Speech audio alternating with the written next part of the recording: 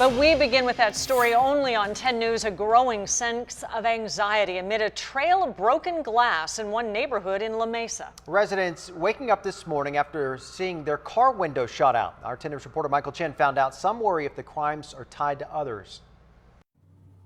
Well, between me and the camera, there should be two windows on this SUV. They are not down, they are gone. This is the sight greeting many. I'm kind of pissed off. Who woke up. She came back in screaming. And went to their vehicles on Harbison Avenue.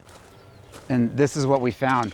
The back window of Brian O'Reilly's Honda Pilot shattered by a BB. This is $500. A few blocks away. I'm extremely frustrated. More broken glass. Puzzled as to why this is happening. Brent Draper heard it happen. Last night about 10:30, I was in the backyard doing some work and I heard a smash. So I came running down the sidewalk here and walked out to the street to see if I could see a car.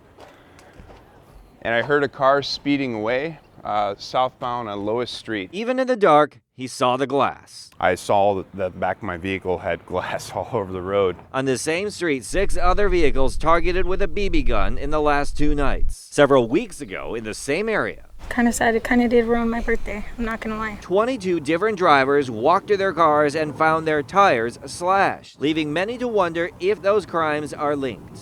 It's helplessness, right? And what is going to happen next? I mean, I guess every night I'm gonna be a little worried that I'm gonna come out the next morning and something else is gonna happen to my house or my fence or my tires or something else on my car. I just think it's going to continue if nothing else happens to catch them in the act. Michael Chen, 10 News. So we pulled up this crime map to show you how big of a problem the vandalism is becoming in that area. Just the past month alone, there have been 34 different cases of vandalism, and this is just a 2-mile radius. And now a crime alert in the North County. Deputies searching for these women. They were caught on surveillance cameras stealing from a Walmart in Encinitas. It happened last month, and deputies say they left the store without paying for these 2 big screen TVs. Crime Stoppers is offering a $1,000 reward to help catch them. A developing story now, a possible break in Officer Jonathan de Guzman's murder. Sky 10 was over a park in Southcrest near 40th and Alpha Street this morning. San Diego police were there walking down a path and taking pictures. Now, police told 10 News it was related to de Guzman's death. He was shot and killed on duty in Southcrest last July. Happening now, hundreds of layoff notices landing in mailboxes of employees with San Diego Unified. As teachers and staff learn that they no longer have jobs, parents are worried if their children will suffer.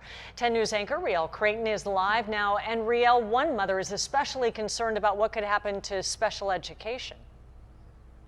Yeah, absolutely, Kim, and we understand those layoffs are across the spectrum from teachers to staff. We talked to 2 mothers actually who received this notice. It's a message from the teachers union asking them to join the fight against those layoffs, and it's exactly what those mothers say they plan to do. I cried after speaking with our teacher. Angelina Kelly says cuts coming to San Diego Unified are affecting more than just the teachers and staff losing their jobs. It's a major shakeup for her son. And I was more so angry. On top of losing specific people like an occupational therapist, a speech therapist, which is very vital for our kids. Her 8-year-old, who is autistic, she says has had the same instructors for 2 years. Under threat, she says, is what he needs the most: stability. They're ruining our programs, and our kids are very much, they need to be structured. They need to have the same thing every day. Kelly's son goes to Perry Elementary. Friday, she was on the playground with another mother. I understand they need to make cuts. Furious over the loss of a PE teacher. I understand they need to find a way to fit things in the budget, but cutting physical education and special needs and things like that is not the way to do it. The district trying to balance a $124 million shortfall. A spokesperson telling us no programs in special education will be chopped and the position will remain at Perry, but acknowledging some special ed assistants and teachers in the district will receive notice. Just under 1,000 employees will be laid off. Cutting out their assistants, they're putting it all on them. At this point, I'm ready to move on to a different district if they can't change what they're saying they're not doing, which they are. According to the district, some special ed students will have a change in the classroom, but he says that was connected to a change in the teaching model for best practices, not connected to budget cuts. We're live in Webster tonight. Riel Creighton, 10 News. Riel, thank you. New developments. The FBI is now investigating more than $165,000 being stolen from the San Diego State Research Foundation. That money was taken through 2 fraudulent wire transfers back in February. This is according to the Daily Aztec newspaper. Now, the foundation says the theft is not expected to impact its budget, and it should get the money back through an insurance claim. New at 6 o'clock, the gas tax could be going up again, and if you think that sounds familiar, you're right. Lawmakers just approved a 2-cent increase last month, and that change goes into effect July 1st. This new proposal, hard pill to swallow, would increase the gas tax by another 12 cents over the next 3 years, and people with electric cars will have to pay a $100 annual fee. It goes on. The bill would also increase car registration by $38. The extra money will go toward road repairs.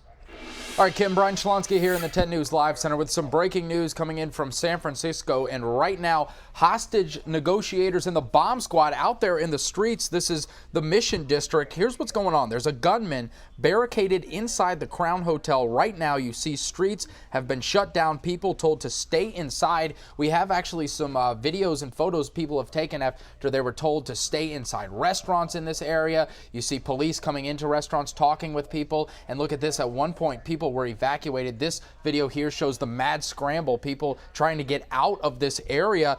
This is really bizarre how this whole thing started. Apparently, the manager of a building down here was going door to door telling tenants they would be spraying pesticides in that building. That tenant pulled a gun. That's what got police there. And now you see kind of chaotic there in the streets. They had the big Bearcat there and hostage negotiators. So far, no shots fired. But at last check, that gunman still barricaded inside the Crown Hotel. Back to you.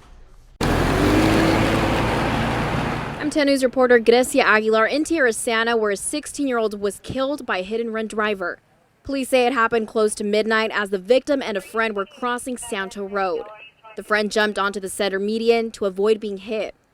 The driver was in a black four-door vehicle, missing the driver's side mirror. The speed limit is posted as 45 miles per hour, but neighbors say they see drivers going faster than that. Now, they're fearing for their own safety.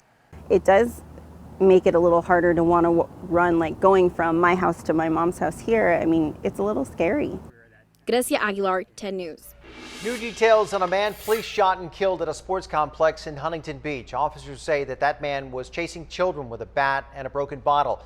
Several terrified parents called police last night, telling them someone was threatening their kids. So officers showed up and told the man to drop the weapons, but he ran instead into the bleachers. One of our parents is standing there in the bleachers. She's frozen. She couldn't even move.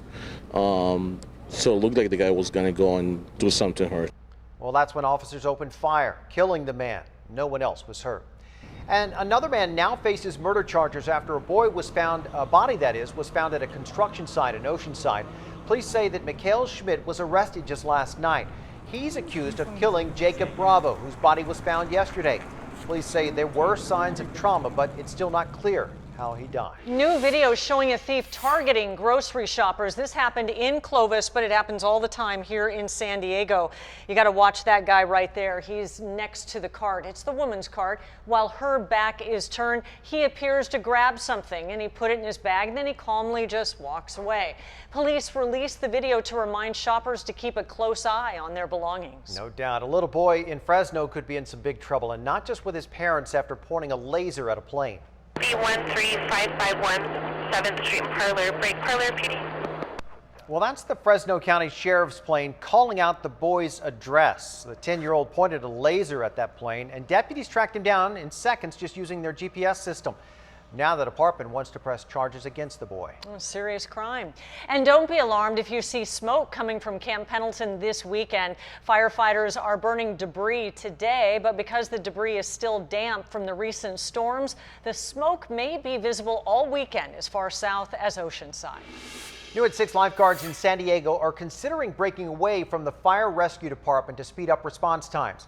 Its union leader, Ed Harris, wrote an op-ed for the OB Rag saying that water rescue calls get routed to the fire department instead of going directly to the lifeguards. Harris says it costs taxpayers more to send fire engines to those calls, and it takes longer for lifeguards then to show up.